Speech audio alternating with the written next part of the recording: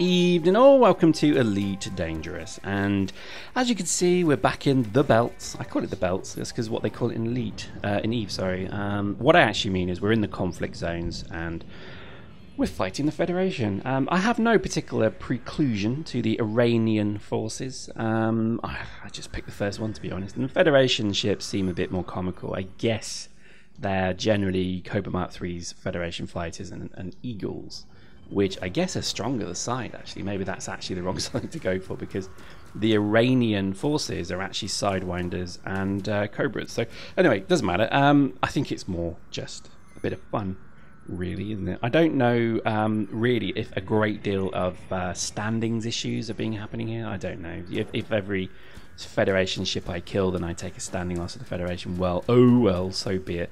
Let them send John Luke to come kill me, and he will be found wanting. Anyway, this game is very, very, very addictive at the moment. I think as you start to crack that nut of earning money, that's the big one. You all of a sudden you just become a dirty capitalist from the get-go. And to be honest, it then becomes, well, I'm going to keep shooting because I want that beam laser. And that's actually my reason I'm fighting now. Is I want that beam laser. I want to kill many, many things with that wonderful beam laser and look at that damage. Oh, glorious.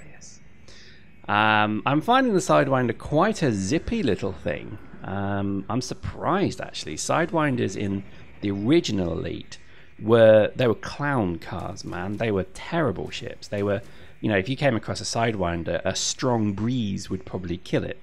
Whereas in this, they're quite nimble, nippy, powerful little ships, to be honest. So, you know, I can only imagine what the Cobra Mark III is like. That's probably going to be quite a, you know, I mean, somebody's told me it's actually a bit of a jack of all trades ship. It can do everything: trading, fighting, shooting, you know, running, that kind of thing. So I am absolutely, you know, over the moon to work towards it. I think that's got to be my next big step. Post in the comments if you know much about the weapons in this game.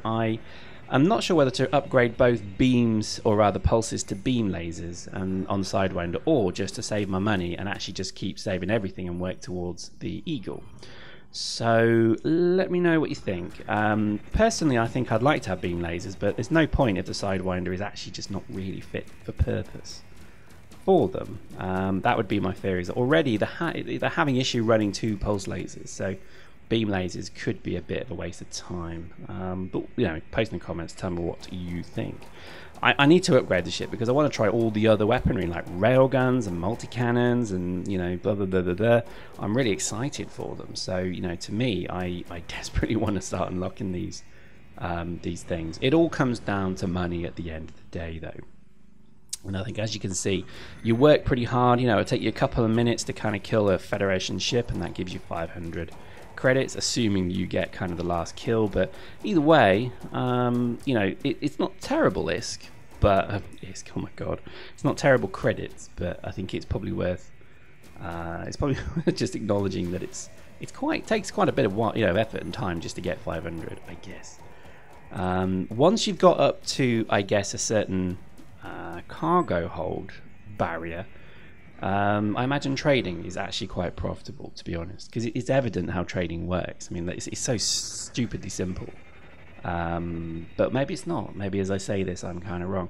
Because there's high-tech worlds that produce high-tech equipment, and then there's agricultural worlds that produce food and things, and you know, materials and cloths and stuff. And it's kind of obvious how the two trade between each other. So you buy computers from the high-tech, you sell them to the low-tech, you buy food and cloth and oil and whatever there, and you sell it to the high-tech. So to be honest, it's kind of a no-brainer.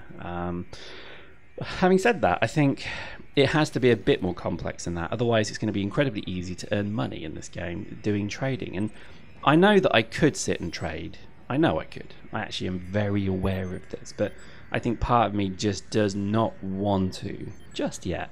Maybe when I've got the Cobra Mark III, I'll start doing the odd trade mission. But at the moment, this thing carries 4 units of cargo, and it's just terrible. And, you know, I can't buy a little, you know, U-Haul tow-it-all box on the back of it, so what's the point? Anyway, so we go, look at this, taking on a cruiser, like the Anaconda. That's, I guess it's a cruiser size. It's pretty big. I mean, it's probably, I guess, equivalent to a cruiser in Eve. But it's a pretty good ship, to be honest. And you can fly one of them as well. I don't think you can buy one yet, but that's coming. That's going to be, ooh, boom. That's going to be the big ship eventually.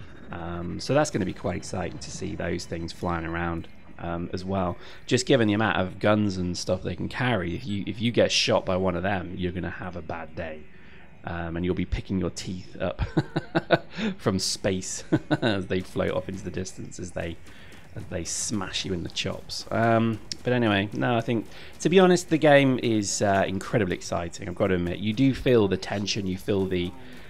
did you feel it when you're fighting and when you're dying and you're watching explosions and space fleet battles happening around you? You feel it, man, and it really does feel good. Never before have I felt so, I guess, in control of a ship in a fighter kind of game.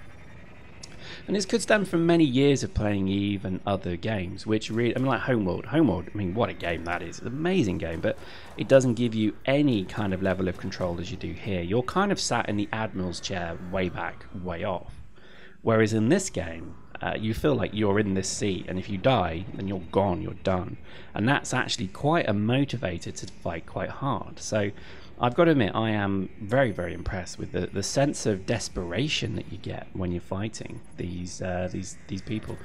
I also love, and again I spoke about this in the last video, I love the way that you can actually control the direction of fighting here. So, I mean, I've just backed off from that whole fight. I'm reversing away, and basically they're saying, aha, there's a target.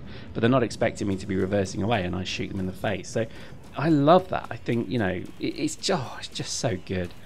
Most of the, or in fact, I don't think any elite ship ever had reverse firing guns either. So they're not like Klingon battle cruisers with reverse firing torpedoes or anything, but that obviously would be pretty stupid. Or would it be? Actually, that might be quite funny. In fact, I am wrong. As I sit here, I remember F1, F2, F3, F4, and you could go forward, look back, left, look right. You did have pulse lasers and lasers on each side of the ship, didn't you?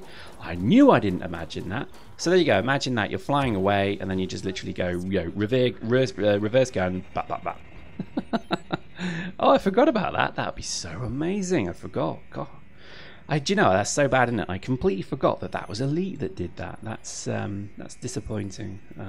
I even remember in Elite Frontiers, if you remember the Amiga and Atari ST versions, you can have turrets in it as well. So you could just fly and go and get in the turret and actually use the turret as a kind of, I guess, well, you know, a point defense kind of thing. It really worked well. You know, I was quite impressed with it.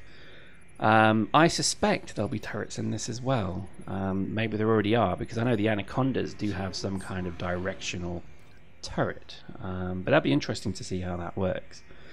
Oh man, I love it. I just love it. I would love to see some more kind of additions in terms of you know, battlefield weaponry. At the moment, the weaponry is obviously quite simple. It's, you know, it's point-to-point weaponry. So I fire a laser, I fire a missile, I fire a multi-cannon, whatever it may be, and it just fires a projectile or an item or a beam of light from A to B. But I was thinking, wouldn't it be good if there were mines? And wouldn't it be good if there were like automated sentry turrets that you can drop and deploy? These are all things that I think, you know, hopefully they're going to look into, because to be honest, it's the exotic stuff that gets people going. And I've said this for so many months now, that I only play games that have something a little bit unusual about them. So in Dust 514, I play that because it's got a flaylock in it. When a flaylock's an explosive rounded pistol, that's it. That's all it is. But it's fun. It's such a strange, odd weapon, you know. And then that's what gives it its character. That's what gives it its charm.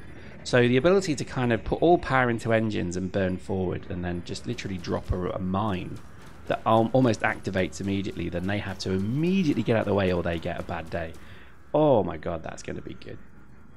So we go using our reverse tactics again. It just, look at that. He's desperate to get a shot on me. So he's been kind of suckered in to this. So hopefully you can see that. He's actually been completely suckered into continuing to fight me. As he gets down to one hull, 1%. Come on, I want the kill. There's a pulse laser's goddamn malfunction. I'll tell you what, desperation, it really is. It's just such a desperate game. Come on. No, looks like he's gonna get away from me. Come on, come on. Blah, blah, blah. 1%, and I want my 500 credits. God damn it. And here he is. He's making another attack run. That guy has got cojones. And boom. Nice. Nice. I fear eagles. Eagles are pretty deadly. I think it's because they've got 3 laser mounts, is it? And when they hit you with all 3, you certainly know you're being hit, and I think that's a bad time to be being hit by 3 lasers. Having said that, I think they're not the strongest ships, so yeah. Yeah, well, we'll see. I mean, I would love I guess I'm going to have to go to get an eagle anyway, because they're kind of the midpoint to the Cobra. So I guess we will anyway, because it will still be worth something, I guess, is the way to think about it. But having said that, we're still a fair way off getting an eagle, so I guess I better stop blabbing on and get back to shooting. And I think this is it. That's all I can do, really. I'm going to have to keep earning my credits. So there we go. Hope you enjoyed that. We'll see you next time.